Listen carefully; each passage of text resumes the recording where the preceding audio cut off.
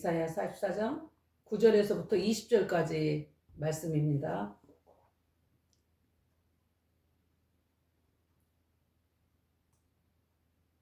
합독하도록 합니다. 우상을 만드는 자는 다 허망하도다. 그들이 원하는 것들은 무익한 것이오늘 그것들의 증인들은 보지도 못하며 알지도 못하니 그러므로 수치를 당하리라. 신상을 만들며 무익한 우상을 부어 만든 자가 누구냐? 보라, 그와 같은 무리들이 다 수치를 당할 것이라. 대장장이들은 사람일 뿐이라. 그들이 다 모여 서서 두려워하며 함께 수치를 당할 것이니라. 철공은 철로 연장을 만들고 숯불로 일하며 망치를 가지고 그것을 만들며 그의 힘센 팔로 그 일을 하나 배가 고프면 기운이 없고 물을 마시지 아니하면 피로하니라.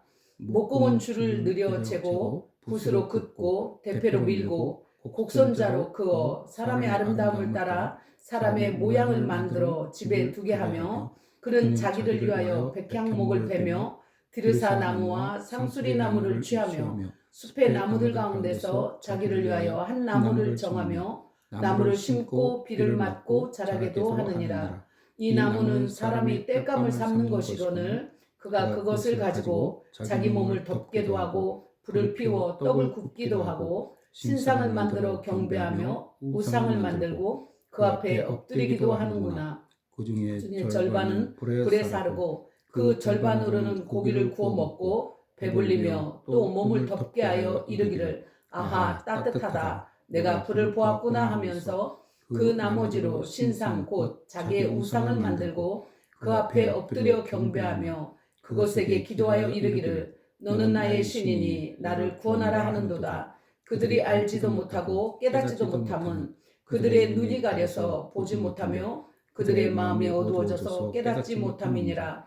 마음에 생각도 없고 지식도 없고 총명도 없으므로 내가 그것의 절반을 불 사르고 또한 그 숯불위에서 떡도 굽고 고기도 구워 먹겠거늘 내가 어찌 그 나머지로 가증한 물건을 만들겠으며 내가 어찌 그 나무 토막 앞에 굴복하려 말하지 아니하니 그는 죄를 먹고 허탄한 마음에 미혹되어 자기의 영혼을 구원하지 못하며 나의 오른손에 거짓 것이 있지 아니하냐 하지도 못하느니라.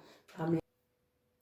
자, 이 영상은 제가 예수님을 믿지 않는 저희 형제들을 생각하게 되었습니다.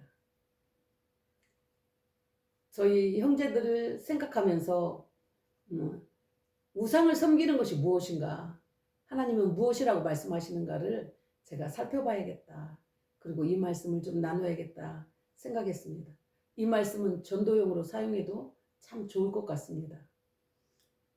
우상을 만드는 자는 다 허망하고 그리고 그들은 수치를 당할 것이다 라고 말씀합니다. 11절에서도 함께 그들은 우상을 만드는 자나 그것을 섬기는 자는 수치를 당할 것이다 라고 말씀합니다. 그 수치는 무엇일까요? 그 수치를 보면 계시록의 21장 8절 말씀을 우리가 보면 거기에는 우상을 섬기는 자들, 거짓말하는 자들, 음행한 자들, 악한 자들, 예수님을 믿지 않아서 심판을 당한 자들, 그들이 가는 곳이 있는데 영원히 불과 유황으로 타는 불못에 던져지는 둘째 사망의 그 곳까지 가는 것을 말씀하고 있습니다. 그러기 전에 계시록 20장 말씀을 보면 20장에서 모든 인류 모두가 하나님의 심판대 앞에 서는데 그때에 한 부류는 생명책에 기록된 자들은 하나님 앞에서 둘째 사망이 아니고 영원히 함께하는 그 영생의 기쁨을 누리게 되고 또 한 부류가 있는데 그들은 무엇이냐면 그들의 행위대로 심판을 받는 장면이 나옵니다. 예수님을 믿는 자들은 옳습니다. 우리는 죄인입니다. 우리의 죄를 어떻게 하면 좋겠습니까? 하나님 아버지, 우리의 죄를 씻어주십시오. 맞습니다. 주님이 십자가에서 나의 죄 때문에 죽으신 것이 맞습니다. 라고 그들이 고백한 자들, 주님은 나의 주님이십니다. 오직 주의 보혈만이 나를 살리셨습니다. 주님만이 나의 생명입니다라고 고백한 자들은 그들의 행위가 죄사함의 은총을 받았습니다. 그러나 예수 그리스도를 믿지 않는 자들은 그들이 행위대로 하나님께서 심판을 하신다고 말씀하셨습니다. 그 행위대로 심판을 받고 영원한 지옥불에 떨어지는 그것이 수치다라는 말씀을 하고 있습니다. 자, 이 우상이 어떻게 만들어지는가를 말씀합니다. 신상을 만들면서 무익한 우상을 두어 만드는 자가 누구냐?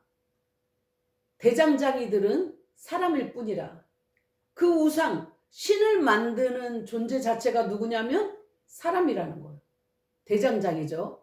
그들이 다 모여서 함께 이들은 수치를 당할 것인데 그들이 어떤 식으로 우상을 만드는가? 철로 만들 수도 있죠. 철공은 철로 연장을 만들고 숯불로 일하며 망치를 가지고 그것을 우상을 만듭니다. 그리고 그의 팔로 그 힘을 다해서 그 일을 하는데 신을 만드는 그 대장장이가 배가 고파서 기운이 없대요. 그리고 물을 마시지 않으면 피로를 느끼는 너무 연약한 존재가 지금 신을 만들고 있는 것을 설명합니다. 자, 목공이 있습니다. 목공은 줄을 늘여서 재고 붓으로 긋고 대패로 밀고 곡선자로 그어서 또 사람 모양, 그 짐승 모양 그런 걸 따라서 본을 이렇게 떠가지고 그리고 난 다음에 만든다는 겁니다. 그런데 그들이 그 나무를 자기들이 심고 그 나무는 어디에서 왔습니까? 신이 주었습니까? 그것도 아니죠. 자기들이 나무를 심고 또 그 하나님이 주시는 비를 맞고 자라게 되었다는 겁니다.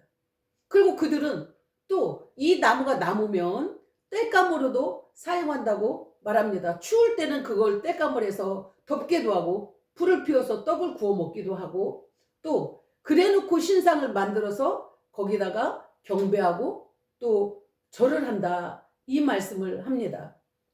그 절반은 불에 사르고 절반으로는 고기도 구워 먹고 배불리게도 하고 몸을 덥게도 하면서 내가 따뜻하다 불을 봤더니 너무 따뜻해 이렇게 하면서 나머지 가지고는 우상을 만든다라고 17절에서는 말씀하고 있습니다.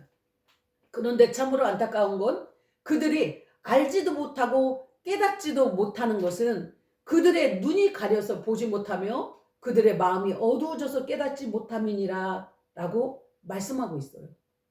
참 안타까운 건 사람들이 우상을 섬기는데요. 실상은 우상보다 더 능력자가 누구냐면 우상을 만드는 대장장입니다. 여러분 곰곰이 한번 생각해 보세요. 그 철로 만든 우상 그를 섬기려면 누굴 섬기는 게 나아요? 그 철공으로 만드는 어떤 그 대장장이를 섬기는 게 더 낫지 않을까요? 그리고 또 나무로 만들었어요. 그 나무로 만들었던 목수에게 그 목공에게 가서 더 능력을 달라고 내 기도에 응답해 달라고 말하는 게 더 낫지 않나요? 그런데 왜 사람들이 알지도 못하고 깨닫지도 못하는가? 그리고 목공은요 누구를 위해서 그 일을 합니까? 그 대장장이는 누구를 위해서 우상을 만듭니까? 이걸 만들어 갖고 내가 신을 만들어서 저들이 잘 섬겨서 잘 됐으면 좋겠다 이렇게 해서 만듭니까? 아니면은 자기를 위해서 만듭니까? 맞습니다. 자기를 위해서 만듭니다. 왜냐하면 자기를 위해서 만들어서 그것으로 먹고 살기 위해서 자기가 잘 먹고 잘 살기 위해서 그 우상을 만드는 겁니다. 그런데 사람들이 그 우상을 가지고 가서 거기에다가 절하고 엎드린다 이 말씀을 합니다. 그런데 참 안타까운 건 그들이 깨닫지도 못하고 우리가 이렇게 보면은 정말 누가 봐도 지금 이 내용을 보면 어리석잖아요. 그런데 그들이 그렇게 우상이라는 것이 그런 존재라는 것을 알지를 못한대요. 어떻게 알지 못하죠? 나무로 만들었다는 거, 철로 만들었다는 거, 돌로 만들었다는 거 다 아는데 알지 못한다는 거예요. 그리고요 저거는 불에 타버리는 거야. 이렇게 깨닫지도 못한대. 그리고는 왜 그러냐면 이유가 있는데 그들의 눈이 가려서 보지 못한다는 거야. 우상이 내 눈앞에 있는데 그것이 흙으로 만들어졌으면 저희가 삽으로 날지 아니면은 뭉치 같은 걸로 한번 툭 때리면 무너져 버리는 건데, 그런데 그들이 보지 못한다는 거예요. 그런 존재라는 것을. 왜냐? 그들의 마음이 어두워져서 깨닫지 못함이니라. 인간이요, 하나님 앞에 죄를 범하고 난 다음에 그들의 특징이 있었는데 그들이 눈이 멀고 귀가 멀었다는 거예요. 그리고 그들이 어둠을 사랑했다는 겁니다. 요한복음 1장에서 보면 예수님이 이 땅에 오시는데 어떤 세상에 오셨냐면 어두운 세상 가운데 오셨습니다. 그분이 어두운 가운데 빛으로 오셨는데 그들이 빛으로 오기를 싫어한대요. 왜냐하면 자기의 죄가 다 드러날까 합니다. 그래서 결국은 어둠 가운데 머물러 있는 것, 그것이 우상을 섬기는 자들의 특징이다라는 것입니다. 그리고 그 죄를 먹고 마시는 즐거움에 빠졌고 그 죄를 버리기 아까워하는 그들이 어둠 가운데 있는 자라는 것입니다. 그는 죄를 먹고 허탄한 마음에 미혹되어 자기의 영혼을 구원하지 못하며 나의 오른손에 거짓 것이 있지 아니하냐 하지도 못하느니라. 그들이요, 자기 영혼을 구하지 못하는 것을 섬기고 있다는 거예요. 그리고 19절의 말씀을 보면 마음에 생각도 없고 지식도 없고 총명이 없기 때문에 그들이 우상을 만들고 섬긴다라고 말씀하고 있습니다. 만드는 자는 그 가증한 하나님이 너무너무 혐오스러워하는 그 물건을 만들고 있고 그 가증한 물건 앞에 경배하는 것이 우상을 섬기는 자들의 모습이다라고 말씀하고 있습니다. 제가 오늘은 좀 간증을 좀 할 건데요. 저희 집은 우상을 섬기는 집이었습니다. 저희 할머니가 스님이셨습니다. 지금도 전라북도 완주군 삼례읍 신금리에 가면 용악사라는 절이 남아 있습니다. 아직도 그 절이 남아 있습니다. 그 집에서 저는 태어났습니다. 그래서 제가 늘 보아왔던 것이 뭐냐면 불공하는 모습이었습니다. 불공하고 나면 거기에 많은 밥들이 있습니다. 그러면 그 밥을 갖다가 먹는 것이 저희 가족의 일상이었습니다. 그래서 저는 하나님을 알지 못했습니다. 예수님이 누구신지 알지 못했고 교회를 한 번도 가지 못했습니다. 그런 집이기 때문에 누가 저희 집에 와서 전도도 하지 않았습니다. 할머니는 할머니가 스님이셨는데 할머니는 굉장히 무서운 분이었습니다. 성격이 불같았죠. 그렇기 때문에 그 할머니의 그 영적인 안에서 영적인 그 흐름 그리고 영적인 파워 안에서 저희 가족은 살았습니다. 그리고 어느 누구도 예수님을 믿어야겠다라고 아무도 생각하지 못했습니다. 그런데 제가 대학교를 들어가게 되었는데 제가 다닌 대학이 전주대학입니다.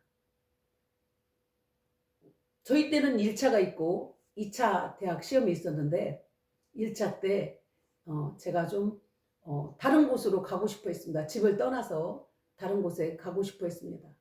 그런데 저희 아버지가 아직 그때는 저를 이렇게 밖으로 내보낼 그런 준비가 되지 않으셨던 것 같습니다. 저에게 오빠가 7 있었습니다. 그리고 저를 낳았기 때문에 저희 아버지는 저를 유난히 많이 사랑하셨습니다. 아직은 저희 아버지가 저하고 분리가 안 된 그러한 마음의 준비가 되지 않았기 때문에 결국 저는 포기하고 아버지하고 다투다가 전기시험은 보지 못하고 후기 때는 저희 아버지께서 가라는 대로 가야겠다 생각을 했습니다. 왜냐하면 재수는 안 된다라고 말씀하셨어요. 그렇기 때문에 저는 돈을 대주는, 등록금을 대주는 아버지의 의견을 따를 수밖에 없었습니다. 그래서 어느 날 그냥 그러면 아버지 다 포기하고 아버지가 가란 대로 갈게요, 이렇게 이야기를 했습니다. 말씀을 드렸더니 아버지가 원서를 사가지고 오셨는데 전주대학교에 가서 원서를 사오셨습니다. 네가 글 쓰는 재주가 있으니까 여기 전주대학교 국어과를 가라, 아버지가 말씀하셨습니다. 그래서 저는 전주대학을 가게 되었습니다. 그런데 전주대학을 갔을 때 처음 입학식에 참석을 했는데 그곳이 미션 스쿨이라는 것은 전혀 상상을 못했습니다.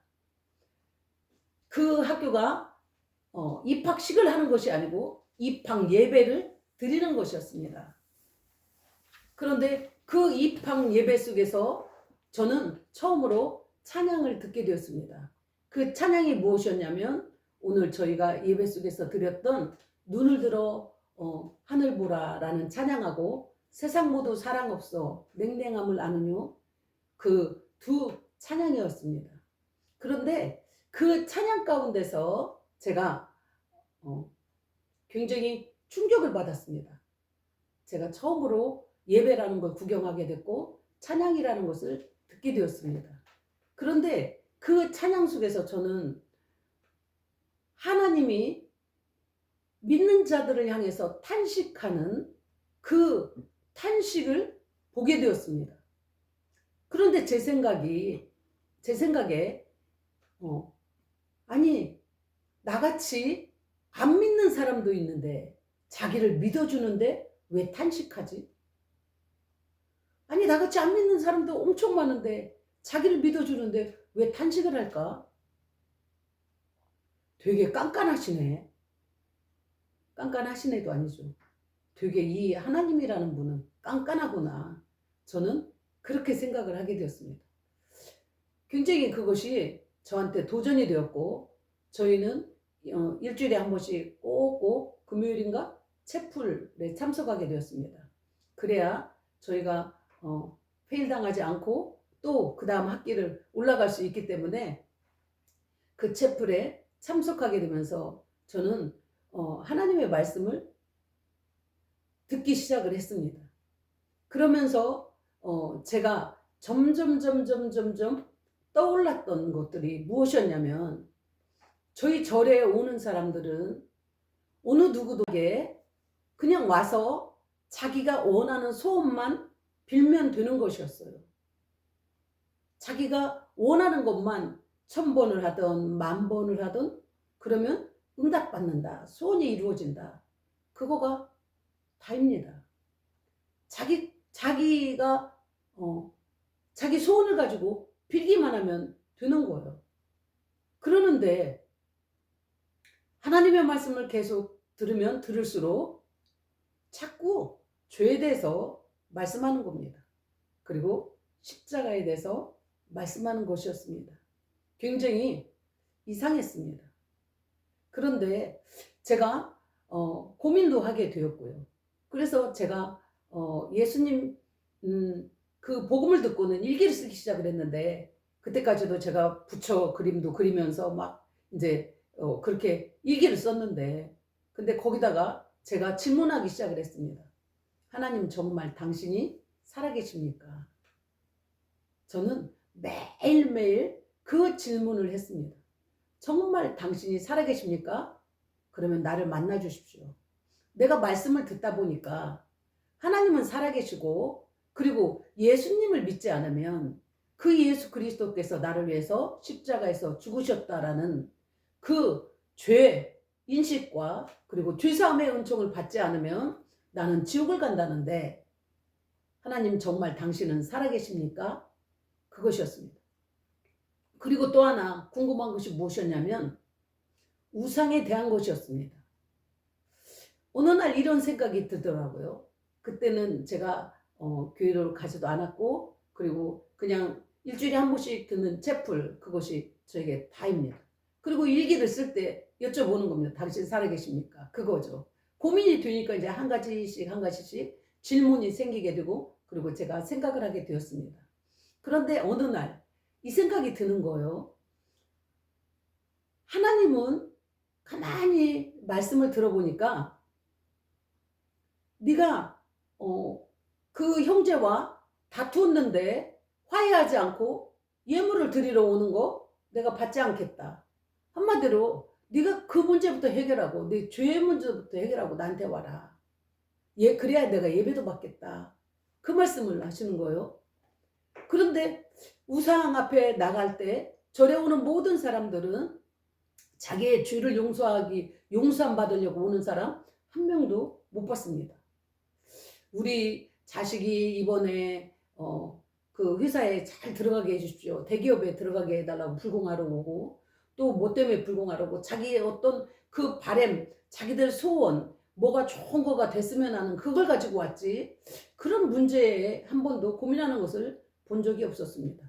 모르겠습니다. 제가 그 사람들과 다 이야기는 안 나눴기 때문에. 그렇지만 제가 알기로는 대부분 99. 몇 %가 그렇게 왔다고 생각을 합니다.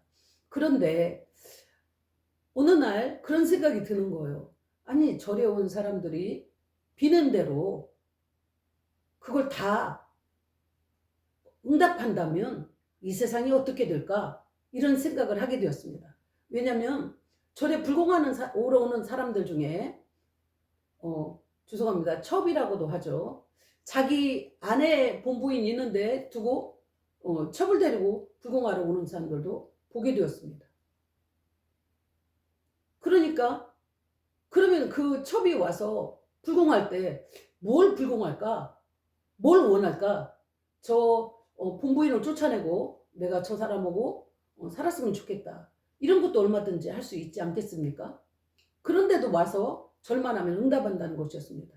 제가 아직은 어리지만 그러한 것들이 제 속에서 납득이 되지가 않았습니다. 그래서 그때부터 고민하기 시작을 했습니다. 하나님은 깐깐하신데, 자기를 믿어주는데도 하나님은 공의와 사랑이 분명하신데, 그런데 저 우상은 무작정 절만 하면 응답한다고? 제 속에서 어느 날 바보 아니야? 이런 생각을 하게 되었습니다. 그때까지도 신이 아니라는 생각은 못했어요. 그런데 바보 같다. 그런 생각을 하게 되었습니다. 결국 점점 생각이 자라가면서 어떤 생각을 하게 되었냐면, 그렇지, 보지도 못하지, 듣지도 못하지. 그런데 거기에다가 절을 한다고? 결국은 자기가 간절한 소원을 가지고 보지도 못하고 듣지도 못하는 그 우상 앞에 절을 한다고? 그러면 결국은 저 우상을 섬기는 것은 나의 욕망 앞에 절하는 거구나. 나를, 내 자신을 경배하는구나. 그것을 제가 깨닫게 되었습니다. 그래서 사실 그렇게 열심히도 불공하러 오지만 응답받았다, 정확하게 몇 날 며칠, 제가 예수님을 믿고 나니까 간증이 이렇게 많은지 몰랐습니다. 그리고 제 자신도 그 많은 간증이 있습니다. 그러나 내가 그렇게 좋게 가서 절했고 빌으니까 언젠가는 잘 되겠지, 이러는 것이었어요. 그런데 또 하나 궁금한 것이 있었습니다. 그것이 무엇이었냐면, 저희 집에 호두나무가 있었습니다. 근데 호두나무가 굉장히 크게 자랐어요. 그런데 그 자란 호두나무가 이제까지 한 번도 열매를 맺지 못했습니다. 그런데 그 해에 열매를 맺게 되었어요. 그러면 얼마나 기쁜 일이에요. 그런데 저희 아버지는 스님은 아니었지만 그런 불교에 있는 모든 것을 같이 불교를 믿는 분이셨기 때문에 호두나무가 있으면 집에 복이 안 온다는 거예요. 그래서 그 호두나무를 잘라버린 겁니다. 제가 너무 그것이 황당했습니다. 호두나무가 그렇게 오랫동안 호두 열매가 안 열리다가 열매가 맺으면 그게 복이지, 잘라야 복이다.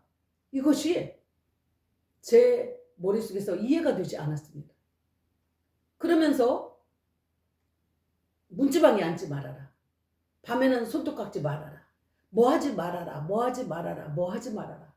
이사도 며칠 날 가고 며칠 날은 가지 마라. 비가 철철 오는데 그날이 손 없는 날이라고 비 맞으면서 이사해야 되고, 이런 묶임을 받는 것들이 너무 많았습니다. 그때 생각했던 게 뭐냐면, 부처의 능력은 뭐지? 저 우상의 능력은 뭘까? 정말 부처는 뭐 하는 거지? 부처는 아무 힘이 없나? 그런 생각을 하게 됐습니다.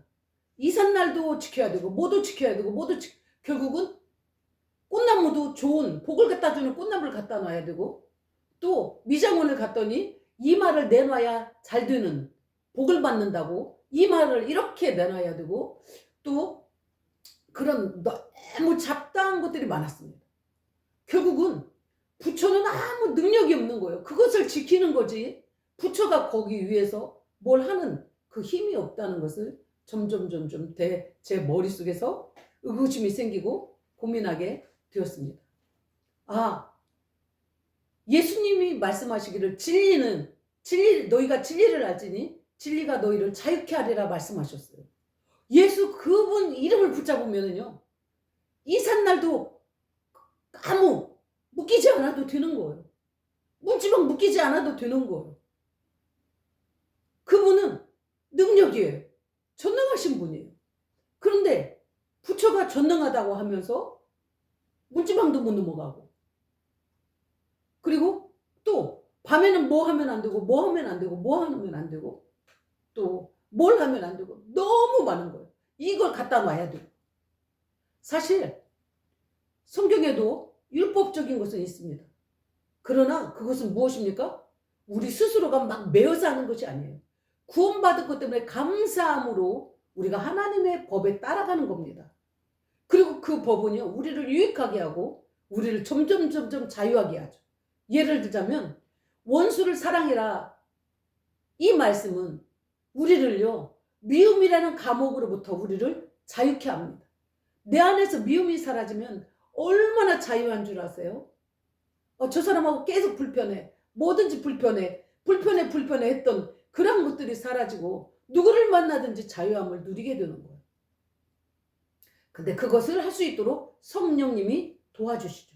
성령님에 의해서 우리가 그렇게 하나님처럼 닮아가는 그러한 것으로 우리는 바뀌어집니다. 그런데 제가 그렇게 믿었던 그 불교, 그리고 할머니가 스님이고 그 절집에서 태어나고 살면서 저는 항상 묶이는 것들이 너무너무 많았습니다. 그렇다고 해서 저희 집이 그렇게 잘 그들이 그렇게 빌고 했던 그런 일들이 잘 있었느냐? 절대 아닙니다. 지금 저희 집의 결과론을 볼 때 저희 집은 너무너무 안타까운 여러 가지들이 너무너무 많이 있습니다. 그런데 여전히 깨닫지 못하고 그 보지도 못하고 듣지도 못하는 그 우상을 섬기는 모습을 볼 때 참으로 안타깝죠. 저희 할머니가 스님이셨습니다. 그런데 저희 할머니가 돌아가시기 전에 하나님께서 일주일 전에 저희 할머니는 삼례, 완죽은 삼례 살고 있고 몸이 편찮으시니까 이제 절에서 저희 집으로 내려오셨습니다. 절은 산에 있고 저희 집은 바로 조금만 걸으면 산 밑에 집이었는데 내려오셨습니다. 거기에 누워 계실 때인데 저는 부천에 있었습니다. 그런데 어느 날 제가 잠 잘 때 하나님께서 저에게 말씀하시는 음성을 들었습니다. 내가 네 할머니의 생명 일주일 후에 거둔다 라고 말씀하셨습니다. 너무 깜짝 놀랐습니다. 저는 아직 말씀이 워낙 그런 좌우를 살펴봐도 모든 친척들도 예수님을 믿는 사람들이 없었기 때문에 저희가 그런 기독교적인 어떤 사고 이런 것들이 전혀 기반이 잘 안 되었던 것 같습니다. 그리고 말씀을 그렇게 잘 알지도 못하였고, 그런데 그때 음성을 들었습니다. 그래서 제가 내려갔습니다. 전주로 내려갔어요. 삼례로 내려갔습니다. 내려갔을 때 저희 할머니가 제가 이제 이야기하기 시작을 한 겁니다. 하나님이 살아계심에 대해서 그런데 저는 그때까지도 제가 십자가 복음을 깨닫지 못해서 우리 할머니는 그냥 지옥 가는구나 이렇게만 생각을 했습니다. 지금도 생각하면 제가 복음에 대해서 염려와 근심이 떠나질 않습니다. 주님은 말씀하시죠. 내 근심과 염려를 주께 맡겨 버려라. 주님은 수고하고 무거운 짐진 자들아 다 내게로 오라라고 말씀하십니다. 우상은 여러분들을 구원하지 못합니다. 우상의 의미라는 게 무엇입니까? 우상은 이 성경에서 보면 히브리어로 여러 가지 우상에 대한 용어가 있지만 엘릴이라고 하는데 아무것도 없는 것, 헛된 곳이라는 뜻입니다. 그리고 헬라어에서는 에이도스라고 하는데 에이돌론, 에이도스에서 파생된 것이 에이돌론인데 우리가 계속 지금 영어로들 말하죠. BTS랄지 저는 잘 모르는데 한국의 유명한 젊은 가수들 잘 모릅니다. 그런데 그들을 뭐라고 합니까? 아이돌 하죠. 그 뜻이 무엇입니까? 우상, 거짓 신이라는 뜻입니다. 아무것도 없는 것, 헛된 것. 여러분, 주님은 생명이십니다. 예수님은 헛된 것이 아닙니다. 이 세상의 모든 피조물은 다 헛됩니다. 너무 안타깝게도 요즘 미국에서 LA에 엄청난 불이 났습니다. 우리가 잘 알고 있는 그 야구 선수 박찬호 씨 그 대저택도 탔다고 합니다. 유명한 영화 배우의 200억 가량의 그 집도 불탔다고 합니다. 이 세상에서 우리가 최고로 추구하고 있는 것들 하나님만이 실제이고 하나님만이 생명입니다. 하나님 아닌 다른 것들을 형상화시켜서 나를 경배하고 내 욕망을 이루려고 하는 것, 그것이 우상입니다. 저와 여러분들은 생명 되시는 참 실제이시는 살아계시는 죽은 신을 따르지 말고 살아계신 영원하신 하나님을 구주로 섬기는 은혜가 저와 여러분에게 있기를 주님의 이름으로 축복합니다. 아멘.